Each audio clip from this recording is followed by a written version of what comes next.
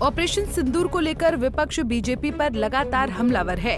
Operation सिंदूर के बाद कई मीडिया रिपोर्ट्स में दावा किया जा रहा था कि बीजेपी घर घर जाकर सिंदूर बांटेगी, लेकिन अब इस दावे को बीजेपी ने पूरी तरह से नकार दिया है।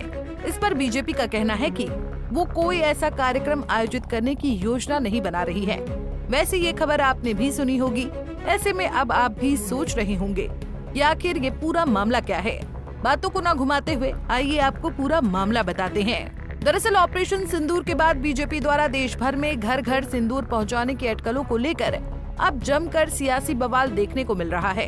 कई मीडिया रिपोर्ट्स में दावा किया गया था कि बीजेपी 9 जून से ऑपरेशन सिंदूर के तहत घर घर जाकर सिंदूर पहुंचाएगी और बीजेपी के सत्ता में 11 साल पूरे होने पर मोदी 3.0 सरकार की उपलब्धियां सभी को बताएगी। लेकिन बीजेपी ने सिंदूर बांटने की खबर को पूरी तरह से गलत बताया है।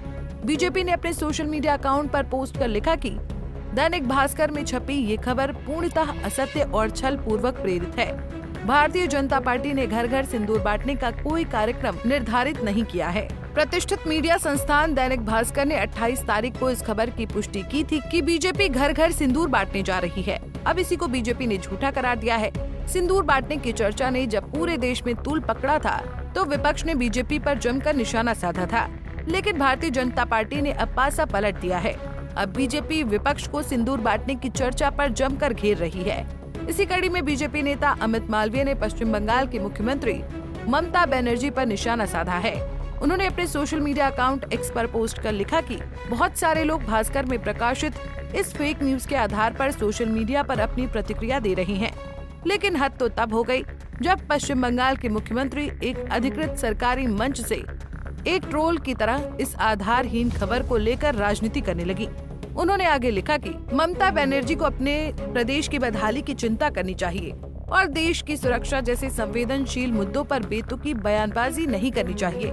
बता दें कि इस खबर के प्रकाशित होने के बाद कांग्रेस की ओर से रागिनी नायक और मशहूर social media influencer Neha Rathore ने भी बीजेपी को जमकर घेरा था।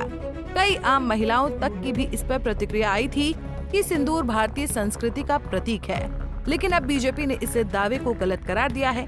आरजेडी नेता मृत्युंजय तिवारी ने तो इसे भाजपा का एक मोहरा बता दिया है।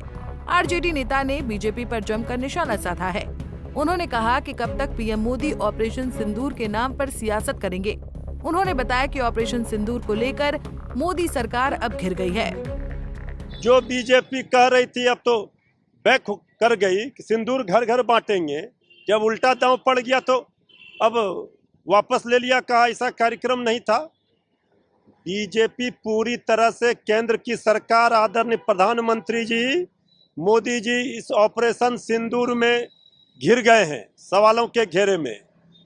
इस बार कई सवाल खड़े हो रहे हैं, इसका जवाब आदरणीय प्रधानमंत्री जी सीधे नहीं दे रहे हैं। इसी से पता चलता है कि ऑपरेशन सिंदूर में सरकार कहीं न कहीं। बहरहाल पहलगाम आतंकी हमले के बाद सभी भारतवासियों के जहन में बस एक मांग थी और वो था आतंकियों से बदला। ऑपरेशन सिंदूर के तहत भारतीय सेना ने पाकिस्तान में 9 आतंकी ठिकानों और 11 एयरबेस को नष्ट किया। ऑपरेशन सिंदूर से पाकिस्तान को गहरा झटका लगा है। पाकिस्तान की नापाक हरकतों का जवाब भारत पहले भी देता आया है और अब भी देगा। आतंकियों ने जो बर्बरता पहलगाम में सैलानियों के साथ की, उसकी सजा उनको मिलनी तय थी। पिछले कुछ समय से घाटी की अर्थव्यवस्था वापस पटरी पर लौटी थी, लेकिन पहलगाम आतंकी हमले ने इसे एक और बड़ा झटका दिया है।